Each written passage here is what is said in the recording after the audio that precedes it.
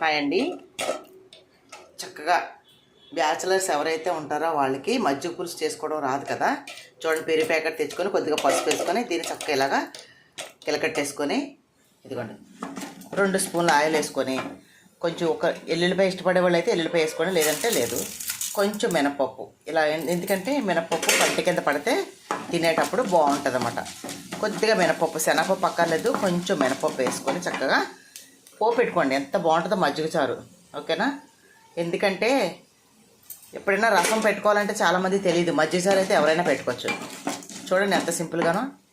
ఎల్లుల్లిపాయ ఇష్టమైతే ఎల్లుల్లిపాయ వేసుకోండి, లేదంటే ఊరుకోండి. ఇదిగో ఇందులో జీలకర్ర, ఆవాలు, ఎండుమిర్చి, కరివేపాకు, ఇదిగో జస్ట్ అలా వేగిన తర్వాత మినపప్పు ఇలా వేసేసుకొని, ఉల్లిపాయ మీరు ఏం చేస్తారంటే పచ్చి ఉల్లిపాయ ఉంటుంది కదా, మజ్జిగ సారు అయిపోయిన తర్వాత కట్ చేసి వేసుకోండి.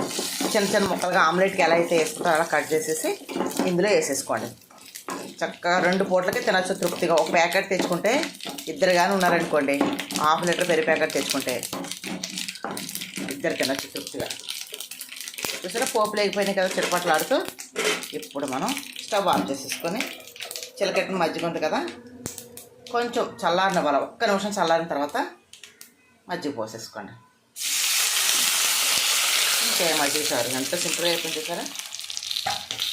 ఉల్లిపాయ మీరు ఏం చేస్తారంటే పచ్చి ఉల్లిపాయ కోసి వేసుకోండి. నేను ఉల్లిపాయ వేయను, మీకు ఎలా కావాలో అలా వేసుకోండి. ఇదిగోండి మజ్జిగ చారు.